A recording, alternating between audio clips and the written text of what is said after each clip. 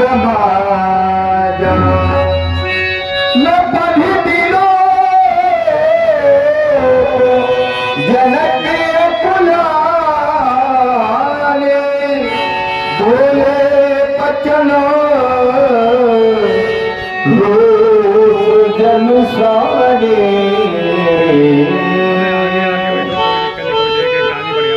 लाचा आ जाए पकड़ो पकड़ो रोष रोष जन जिस व्यक्ति के जीवन में कभी कोई क्रोध लाया आज बोले वचन रोष जन साने अपार क्रोध है, लेकिन क्रोध का कोई दूसरा कारण नहीं है। क्रोध के कारण में है आप लोग। मैंने माना था पृथ्वी वीरों के द्वारा भोगी जाती है, और ऐसे नहीं माना था। सिद्धांत कहता है वीर भोग्या वसुंधरा। लेकिन जिस समय हमारे बंदियों के द्वारा घोषणा हुई, बोले बंदी वचन वर सुनो सकल बलता। एक दो राजा ना सुने, सभी राजा सुने। अब क्या सुने? बोले प्रण विदेह का कहां हम भुजा उठाई विशाल। अपनी विशाल भुजाओं को उठा करके आप लोगों के मध्य में अपने राजा के प्रण को कहते हैं। आपने सुना, लेकिन सुनने के बाद जो आप लोगों ने किया, मेरे बच्चों, इसी को देख करके मेरे हृदय में क्रोध उत्पन्न हो रहा है। अरे एक एक नेपाल उठते, अपने बल का प्रयोग करते, अपने कार्य में असफल हो जाते, तो मेरी मिथिला को छोड़ करके चली जाती।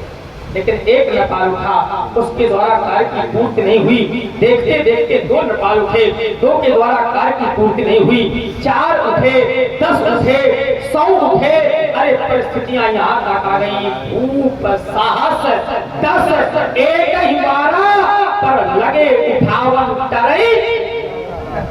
10,000 राजाओं ने अपने बल का प्रयोग किया। आप लोग भी तो सभी बेटी वाले हैं ना। जरा सोचो, क्या मेरी बेटी किसी मंदिर का प्रसाद है जो मैं इसके 10,000 टुकड़े करके और आप लोगों में वितरित कर देता? धिक्कार है आप लोगों की वीरता को, धिक्कार है आप लोगों के साहस को, अरे धिक्कार है आप लोगों के पराक्रम को। आप लोगों को चला जाना चाहिए था मेरी मिथिला से। अगर अपने पर भी आप लोगों ने मेरी मिथिला का परित्याग नहीं किया, तो मेरे मित्रों आज क्रोध है। यदि किसी ऐसे शब्दों का प्रयोग हो जाए तो बात मुझे दोष न देना, क्योंकि एक जनक नहीं, एक बेटी का पिता बोल रहा था। जरा सोचो, जिस पिता के दरवाजे को इसकी बेटी की बारात आ जाए और बारात वापस लौट जाए, उस पिता की स्थिति क्या होगी, उस माँ की स्थिति क्या होगी। पहले तो निवेदन करना चाहता हूँ कि आप लोग चले जाए मेरी मिथिला को छोड़ करके, और अगर इतने पर भी आप लोगों ने मेरी मिथिला का परित्याग नहीं किया, तो मेरे मित्रों, जब व्यक्ति क्रोध में होता है तो विवेक शून्य हो जाता है। यदि कहीं ऐसे शब्दों का प्रयोग हो जाए तो बात में हमें दोष न देना कि हम राजा जनक के यहाँ पर गए थे और राजा जनक ने हमको अपमानित कर दिया। तो पहले तो निवेदन, और अगर इतने पर भी मेरी मिथिला का परित्याग नहीं, आज मेरे मित्रों यहाँ जनक कुछ कहने के लिए विवश हो रहा है और कहना चाहता है कि यहाँ स्त्री हाथ भाई। हमने कह दिया कि श्रीहत भाई, तो क्या आप लोगों ने कोई साधारण हार मानी है? वो हार ये राजा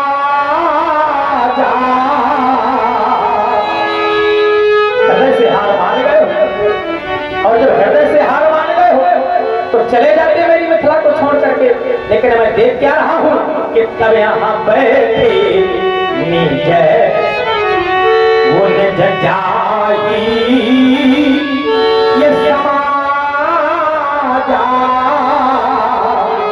और बैठे कि जब यहाँ श्रीहरि होने को प्रांत भी आप लोगों ने मेरी मिथिला का परित्याग नहीं किया, यही क्रोध का कारण है। और मैंने कह दिया कि आप लोग चले जाए मेरी मिथिला को छोड़ करके, तो शायद क्षत्रिय नेपाल ये कहना चाहते हैं कि महाराज आपने हमको व्यक्तिगत निमंत्रण दिया था, व्यक्तिगत पत्र भिजवाया था, और आज बुलवा करके हमारा अपमान, हमारा तिरस्कार तो नहीं करी। जिस समय मैंने प्रण किया था उसके पहले मैंने सोच लिया था कि यदि किसी क्षत्रिय नेपाल को व्यक्तिगत निमंत्रण दूंगा, व्यक्तिगत पत्र भिजवाऊंगा और यदि वह अपने कार्य में असफल हो जाएगा तो यही कहेगा कि राजा जनक ने अवश्य ही कोई प्रतिशोध की भावना लेकर के हमें अपनी मिथिला में बुलवाया था। तो फिर आप लोग कह रहे हो क्या महाराज हम बिना बुलाए आ गए थे? ऐसा नहीं भैया, मैंने बुलाया था लेकिन बुलाने की विधा मैंने दूसरी अपनाई थी। अपनी प्रण की मैंने घोषणाएं करवाई थी कि जो वीर होगा वो आ जाएगा और जो वीर नहीं होगा वो नहीं आएगा। अगर आपके पास कोई प्रमाण है तो कृपया अपने स्थान पर खड़े होकर के कह दें, और यदि आपके पास कोई प्रमाण नहीं है तो प्रमाण मैं देना चाहता हूँ कि जैसे यहाँ आए सोनी। क्या मैंने आपके पास कोई पत्र भिजवाया था, कोई निमंत्रण पहुंचा था?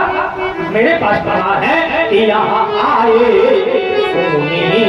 और क्या सुनी? हम जो प्रणय ये था,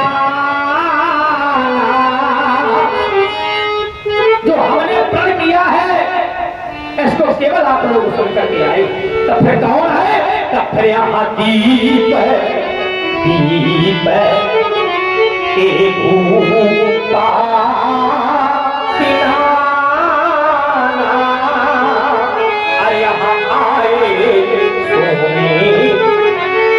जो हमने प्रण किया है इसको केवल आप लोग सुन करके आए हैं। लेकिन अभी तक तो मैंने माना था कि सिर्फ दीप दीप के भूपति नाना ही आए हुए हैं। अभी देवता रह गए हैं, अभी दैत्य रह गए हैं। हो सकता है मेरे कार्य की पूर्ति हो जाए। लेकिन जिस समय विचार करने लगा कि आज स्वयंवर का अंतिम दिवस ही नहीं अंतिम क्षणों की ओर, तो विचार करने लगा कि क्या अब भी देवता रह गए होंगे, अब भी दैत्य रह गए होंगे। तो मैंने सम्मत लेना प्रारंभ कर दिया और यहाँ से सम्मत मिली राजा जनक। अब देखना बंद कर दो, देखने का समय चला गया। मैंने कहा क्या करो? बोले विलोकना प्रारंभ, आत्मचिंतन करो, सूक्ष्म दर्शन करो, तब नपन बिलो जनक का बुलाने। क्या बिलो का? आप लोगों का बल, आप लोगों का पराक्रम, आप लोगों का साहस और आप लोगों की शूरवीरता। और देखने के बाद मैंने पाया कि यहाँ पर तो सभी बैठे थे। देखो ना, ये बैठे हुए देवता, ये बैठे हुए दैत्य, लेकिन परिवर्तन है और परिवर्तन की वजह से ही मुझे पहचानने में भूल हो गई। आप लोग यहाँ पर ऐसे प्रकट हो गए हैं जैसे उस विधाता ने आपकी रचना न की हो कि जैसे यहाँ आपको प्रकट थे, जैसे आप यहाँ पर स्वयं प्रकट हो गए हो कि जैसे यहाँ आपको प्रकट थे। अरे वो विधि वो बनाए उसी प्रकार से, तो कैसे यहाँ देव ये तनोजय पर हरि मानो जय ये शरीर, तो यहाँ विपुल वीर। क्या अपेक्षा करते हैं कि महाराज हमको विपुल वीर मान लें, हमको वीरों की संज्ञा दे दें? तो नहीं नहीं, मेरा तो केवल एक ही मानना है। और अभी आप लोग कुछ क्षण पहले देख रहे थे रावण, बाण, महाभट्ट, और केवल अपनी अपनी मौखिक वार्ताओं का प्रदर्शन करके और पुनः अपने स्थान के लिए प्रस्थान करके चले गए। तो हमारा तो केवल एक ही मानना है कि विपुल वीर नहीं तो कौन? तो केवल वो वीरा, पर यहाँ विपुल वीर आए तो केवल रणधीर आए। अगर वीर आए होते इस अजगर का खंडन हो जाता, और जब अजगर का खंडन हो जाता तो मेरी बेटी की मांग सुशोभित हो जाती, मेरी बेटी की मांग सुशोभित हो जाती। फिर यदि आप लोग कहना चाहते हो कि महाराज अब भी हम आपके कार्य की पूर्ति कर सकते हैं, लेकिन महाराज कार्य बहुत बड़ा है। सोई पुरारी को दंड कठोरा, इतना ही नहीं गरुड़ कठोर, ये विदित सब काहू संसार के सभी लोग जानते हैं। और उसके बदले महाराज एक छोटी सी कन्या खटवर्षी बालिका, तो क्या आप लोगों ने ऐसी कन्या कभी देखी है? देखी ही नहीं, अपने पूर्वजों के द्वारा, आपके पूर्वजों ने अपने पूर्वजों के द्वारा ऐसी कन्या कभी सुनी नहीं। ये मेरी आत्मजा नहीं है, ये धरातल का विशेषता है मेरे मित्रों। अगर इसकी विशेषताओं पर हम चर्चा करें तो इसमें एक नहीं, इसमें दो नहीं, इसमें 3 लाभ हैं और 3 लाभ ही नहीं, प्रत्येक एक लाभ पर एक एक पुरस्कार लगा हुआ है। सुन ले, क्योंकि बेटी का पिता, और जब मेरे लाभ अच्छे लग जाएं, एक बार तो आप लोग मेरे प्रण की पूर्ति कर देना, और अगर आप लोग मेरे प्रण की पूर्ति न कर पाना तो कम से कम इतना अवश्य कर देना कि मेरी मिथिला का परित्याग कर देना। एक बेटी का पिता अपने लाभों के विषय में बता रहा है। सुन ले मेरे मित्रों, सुन ले।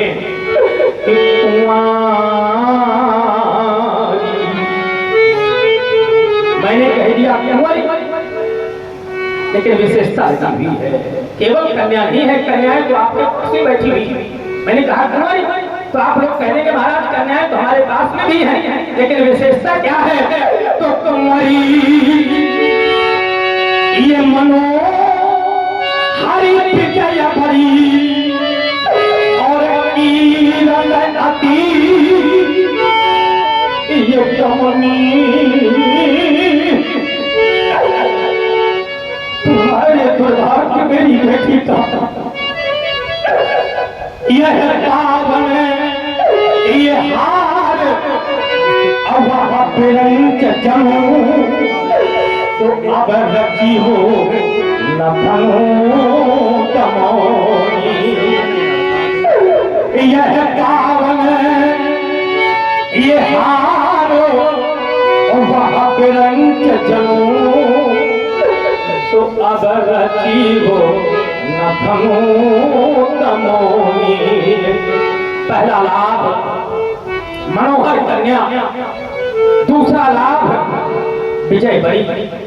आप लोग कह रहे होंगे महाराज कौन सी जय देना चाहते हैं? यदि आप लोगों की दृष्टि मेरी मिथिला पर जाएगी तो पाएंगे सिर्फ ये मिथिला की ही नहीं। अगर आप लोगों की दृष्टि लोगों पर जाएगी तो पाएंगे एक लोग की नहीं, 2 लोग की नहीं। तो फिर आप लोग कह रहे होंगे महाराज कौन सी जय देना चाहते हैं? यही तो बतलाना चाहता हूं कि बेटी का पिता कि यह त्रिभुवन जय। देख लो, ये है तीनों लोगों की जय, और मैंने कह दिया कि त्रिभुवन जय तो सिर्फ तीनों लोगों की जय नहीं, उसके साथ साथ एक अमूल्य भी और प्रदान करूंगा, और वो क्या है कि यह त्रिभुवन जय समेत ये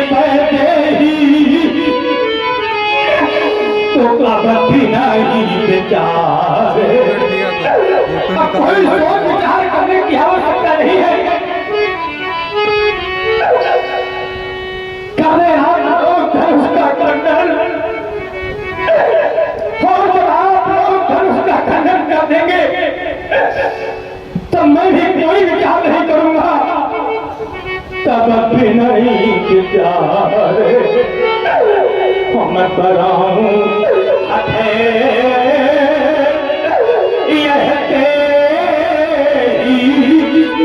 क्यों? क्योंकि यह त्रिभुवन जय तीनों लोगों की जय के साथ साथ अपनी प्यार प्रिया सीता मैं आप लोगों को समर्पित कर दूंगा। आज मैंने अपने लाभ सुनाए हैं, लाभों की विषय में बतलाया।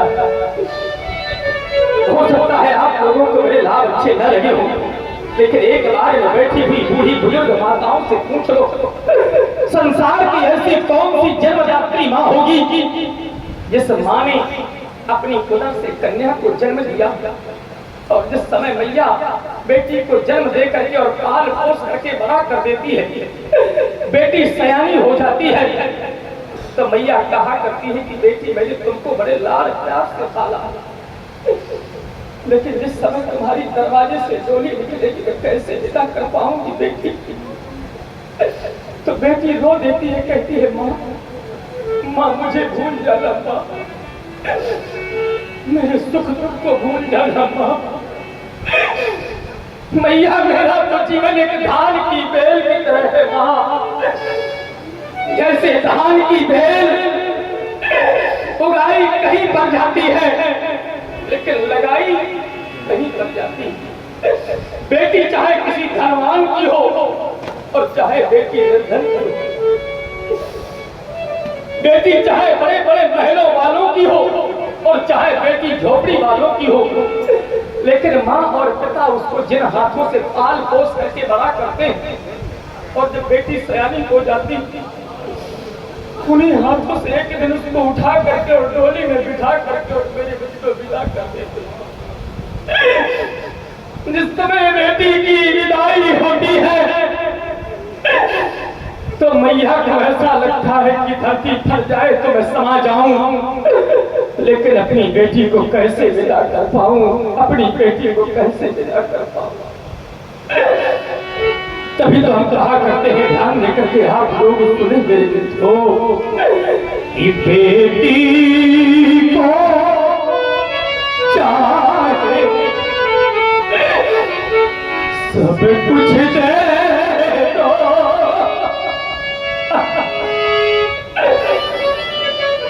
चाहे जितना धन दे देना अपनी कन्या को, चाहे जितनी संपत्ति दे देना,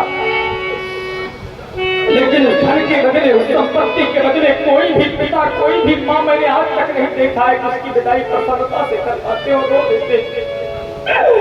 अरे बेटी को चाहे वो सब कुछ दे दो, पर दिल में संतोष नहीं होता। तो क्या होता है कि ये बेटी की पथ में, अरे विदाई में, अरे बेटी की पथ में वो विदाई में, अरे हर मातू पिता तेरा रोगा, हर एक माँ रो देती है, हर एक पिता रो देता है। यहाँ पर भी आप लोग देखें, हर एक पिता बेचारा रो रहा है, हर एक माँ अस्पताल कर रही है। हो सकता है कुछ माताएं न रोती हो, कुछ पिता न रोते हो, उनके लिए हम कहा करते हैं कि उस पिता ने अपने हाथों से बेटी का पालन पोषण नहीं किया। जो माँ न रोवे उस माँ ने अपनी उदर से कन्या को जन्म नहीं दिया। तभी तो हम कहा करते हैं कि जिसने यह कन्या अरे जाई नहीं,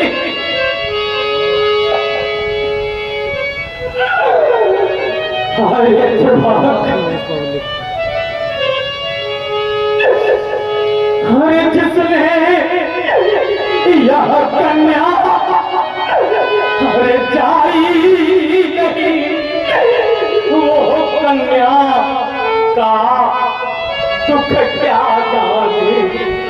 और देख लो दुनिया वालों, जिस पैर ये बीमारी अरे फटी ही नहीं, वो पीर पराई क्या जाने। जिसके जीवन में कभी कोई कष्ट नहीं आया वो दूसरे के कष्टों को नहीं जान सकता। जिस माँ ने कन्या को जन्म नहीं दिया वो माँ कन्या के सुख और दुख को नहीं जान सकती।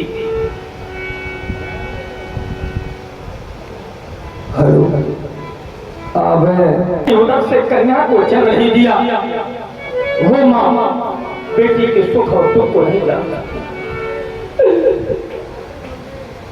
माँ का कर्तव्य होता है बेटी को जन्म दे करके उसको पाल पोस करके बड़ा करना, लेकिन पिता का कर्तव्य क्या होता है? बेटी के लिए अच्छे वर की खोज करना, अच्छे घर की खोज करना, अच्छे फूल की खोज करना। लेकिन आज मेरे मित्रों, मैं अपने कार्य में असफल हो गया। संसार में आज तक आपने ऐसा पिता नहीं देखा होगा। अगर निर्धन से निर्धन भी पिता होता है अपनी बेटी का कम से कम विवाह तो कर देता, लेकिन एक राजा होते हुए समाज के लोग क्या कहेंगे कि देख लेंगे राजा की बेटी को ही देंगे।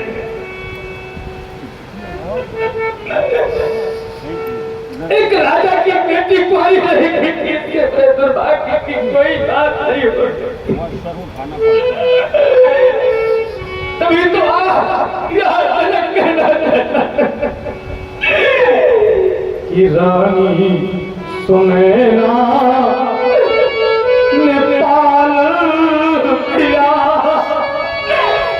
आप लोगों ने बेटियों को जन्म लिया होगा, पाल पोस करके बड़ा किया होगा।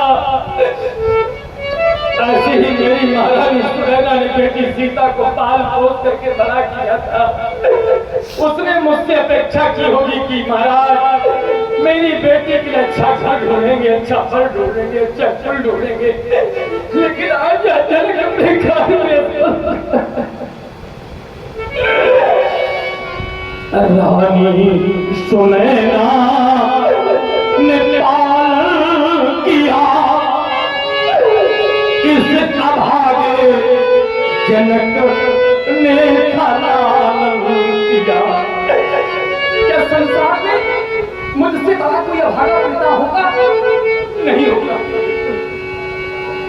रानी सुनैना ने पालन किया, इस अभागे जनक ने पालन किया। ये फूल बनने न पाई, अरे कली रह गई। फूल बनने न पाई, अरे कली रह गई। आज कुंवारी जनक की लली रह गई। आज कुंवारी जनक की लली रह गई। प्रण के हेतु लगा मैंने ये बात को, अरे जिस हेतु मैंने ये वाटिका का सृजन किया था, अपने ही हाथों मैंने मेरे मित्रों वाटिका का नष्ट कर डाला, वाटिका को नष्ट कर डाला। प्रण के हेतु लगाई मैंने जो वाटिका, निज हाथों से नष्ट की है ये वाटिका।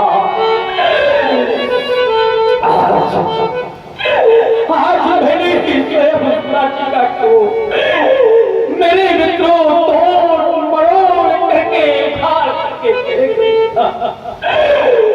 क्या समाज है इससे भी बड़ा अपयश? क्या समाज में इससे भी बड़ा कोई व्यक्ति निंदनीय होगा? जितनी आज समाज में मेरी निंदा होगी, मैं नहीं मानता कि इससे बड़ा कोई निंदा का पात्र होगा। अरे मैया, जिस समय बेटी को पाल पोस करके बड़ा कर देती है तो मैया अपनी बेटी को गोद में बैठा लिया करती है। क्यों? क्योंकि माँ को बेटी बहुत अधिक प्रिय होती है, जैसे पिता को पुत्र बहुत अधिक प्रिय होता है। आत्मनौ जायते पुत्रा, पिता की आत्मा के रूप में बेटे का जन्म होता है, उसी प्रकार से इन माताओं की आत्मा के रूप में इन बेटियों का जन्म होता है। तो माँ को बेटी बहुत अधिक प्रिय होती है और पिता को पुत्र बहुत अधिक प्रिय होता है। तभी तो मेरे मित्रों मैया अपनी बेटी को गोद में बैठा लिया करती है। बेटी कितनी भी सयानी हो जाए, और मैं नहीं कहता, शास्त्र प्रमाणित करते हैं, बेटी को गोद में बैठा लेती है और एक बार नहीं, दो बार नहीं, चार बार नहीं, बार बार अपनी बेटी को गले से लगाया करती है और कहती है, बेटी जिस समय तू मेरे गले से लग जाती है तो मेरे हृदय को सांत्वना मिल जाती है। अरे वो हो बहुरी बहुरी, एक दो बार नहीं, चार बार नहीं, 10 बार नहीं, अरे वो हो बहुरी बहुरी, ये भेंट ये महातारी, यह बहुरी बहुरी।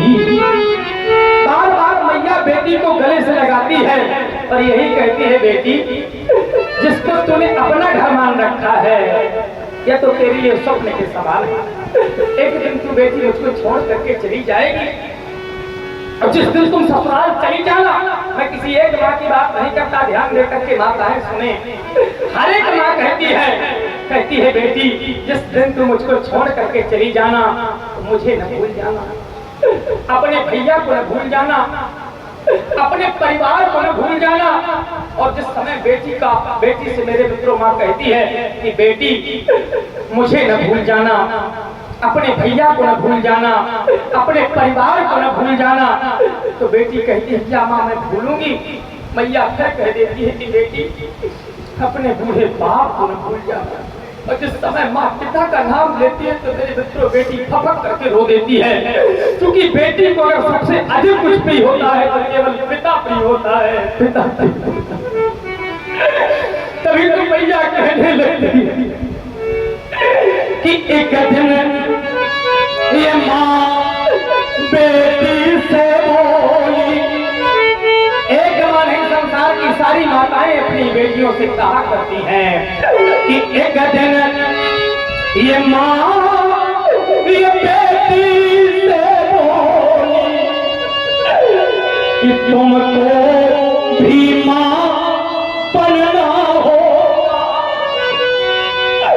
और देख लो दुनिया वालों, ये बेटी की प्रथम विदाई में एक दिन सबको रोना होगा, जिसके नैनों मेरी। अरे जिनके नेत्रों से जल ही ढल चुका है वो बेटियों की विदाई में क्या संभाल करेंगे? जिसके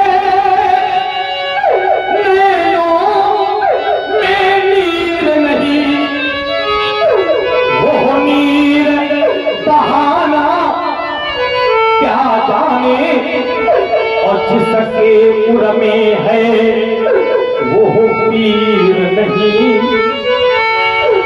वो पीर पराई।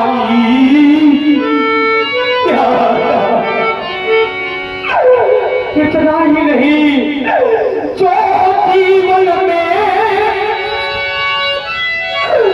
गंभीर नहीं वो धीरता क्या जाने। लेकिन आज मैं तुमसे बेटी कहना चाहता हूँ कि यह तो जीवन के अरे बंधन हैं, इन बंधन में रहना होगा। बेटी की प्रथम विदाई में एक दिन सबको रोना होगा।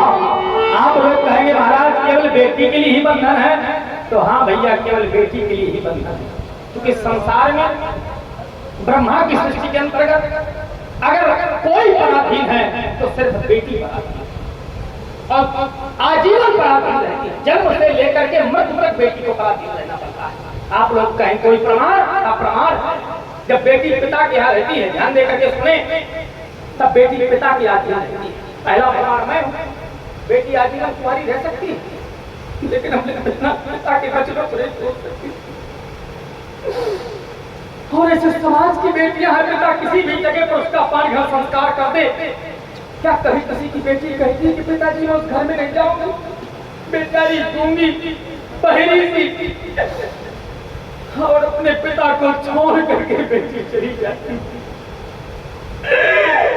वही बेटी जब पिता इसका पान घर संस्कार कर देता है तो चाहे जैसा इसका जीवन साथी मिल जाए, जिसके साथ इसका पान घर संस्कार होता है, वो चाहे जैसा हो, चाहे इसको सुखी रखे, चाहे इसको दुखी रखे, चाहे इसको मारे, चाहे इसको सताए, लेकिन अपने सारे जीवन का सुख, सारे जीवन का दुख अपने चरणों में समर्पित कर देती है ये बेटी। और यही बेटी जब माँ बन जाती है तो माँ के स्नेह को तो आप सबने देखा हो, भूखी तो सकती है लेकिन अपने पुत्रों को कभी भूखा नहीं देख सकती है। तभी तो मैं कह रहा हूं कि यह कदर भी की सृष्टि के अंतर्गत अगर किसी की रचना हुई अगर बेटी है तो मेरे मित्रों पराधीन है। यह कते विधि है और यह नारी ये जगमाही तो यह पराधीन तो यह पराधीन तो सपने हूँ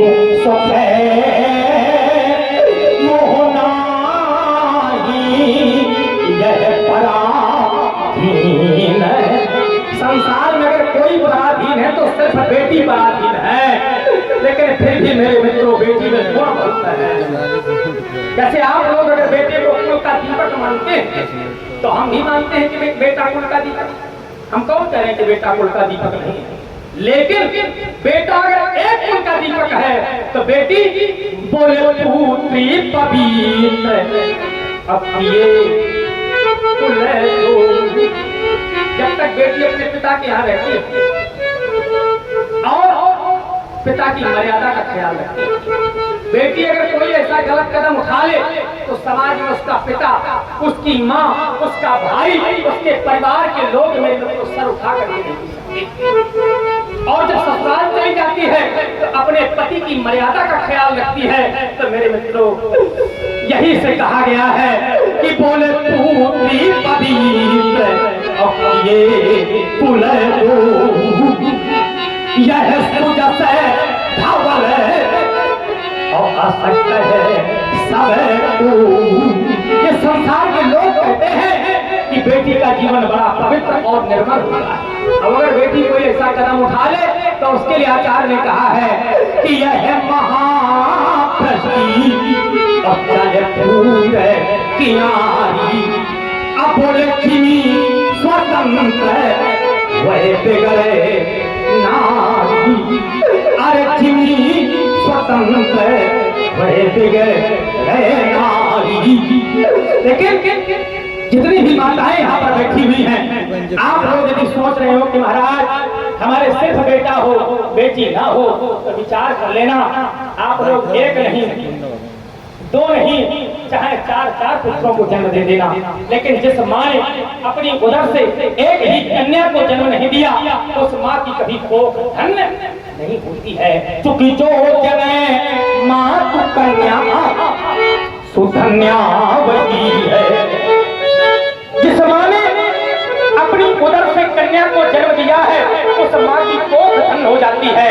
अरे जो जने माँ तू कन्या सुधन्या वही है और जो न जने माँ कन्या सुधन्या नहीं है। अब आप लोग कह रहे होंगे महाराज कारण क्या है, तो कारण विचार कर लेना। अगर बेटा कुल का दीपक है तो मेरे मित्रों ये बाती है बेटी। अगर दीपक में बाती नहीं होगी तो क्या दीपक का महत्व रह जाएगा। अगर बेटा कुल का दीपक है तो ये बाती है बेटियां। दूसरे शब्दों में विचार कर लेना, यदि बालिका शब्दकोश से हटा लिया जाए तो सृष्टि के सृजनात्मक शक्ति के रूप में है बालिका। अगर बालिका का जन्म न होता आप देखने को न मिलते, हम देखने को न मिलते, संसार ये कन्या की देन। लेकिन फिर भी मेरे मित्रों पराधीन है।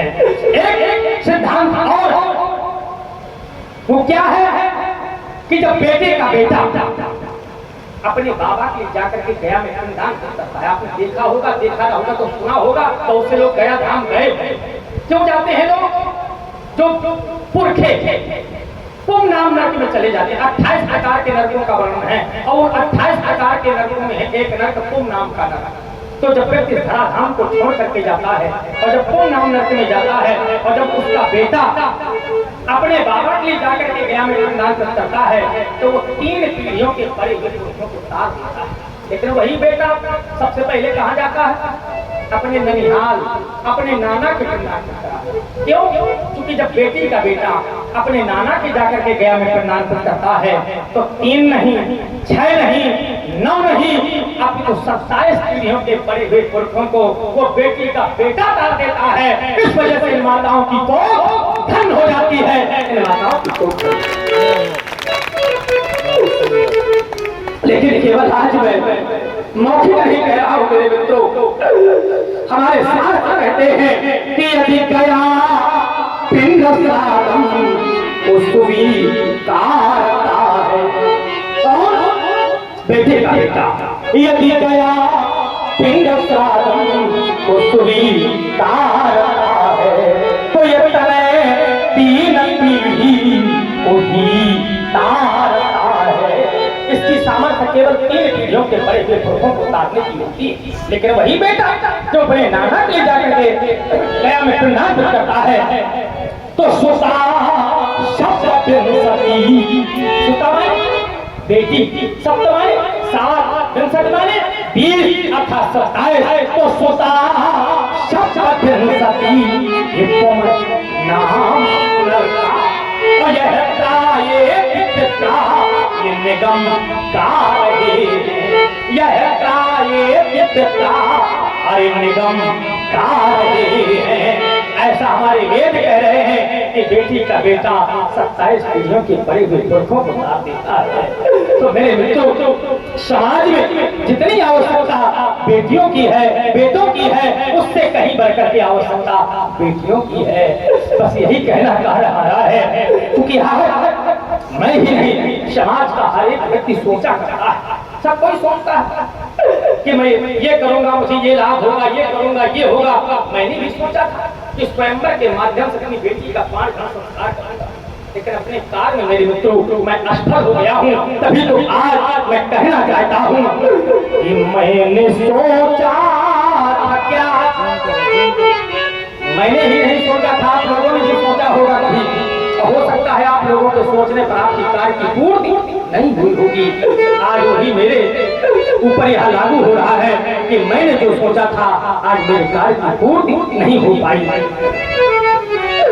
मैंने सोचा था क्या और क्या हो गया, कोई पर ना मिला मेरी लाडली के,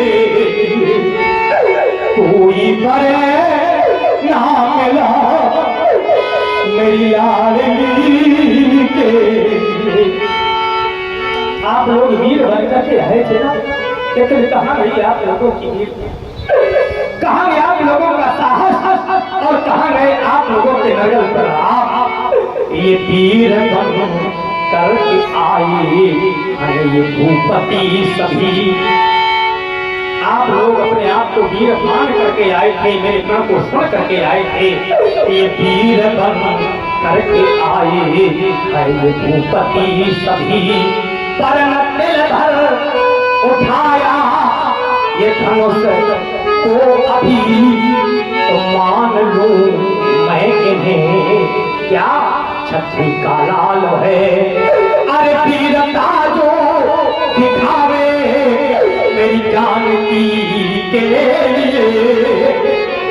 अरे वीरता जो दिखावे मेरी जानकी के लिए। मैंने सोचा था क्या और क्या हो गया, कोई पर ना मिला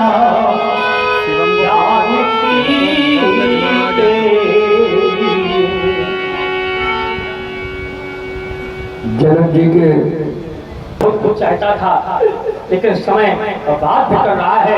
इस वजह से मेरे मित्रों आज मैं एक निर्णय लेने जा रहा हूँ।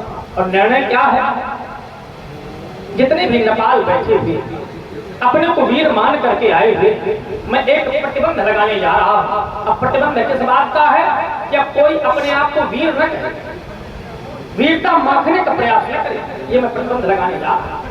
अब चल माथे भटमानी का कारण है, कारण क्या है, वीर विहीन और कब जानी, जब यह दुर्गति सामने आनी तब वीर विहीन मही मैं जानी। और जब वीर विहीन मही मैं जानी तो बैठे बैठे क्या कह रहे हो, समाप्त हो गई आप लोगों की मेहमानी। चले जाओ मेरी मुखला से, परित्याग कर दो मेरी मुखला का। अगर आगे पर भी मेरी मुखला का परित्याग नहीं तो एक अंतिम निर्णय, एक अंतिम घोषणा और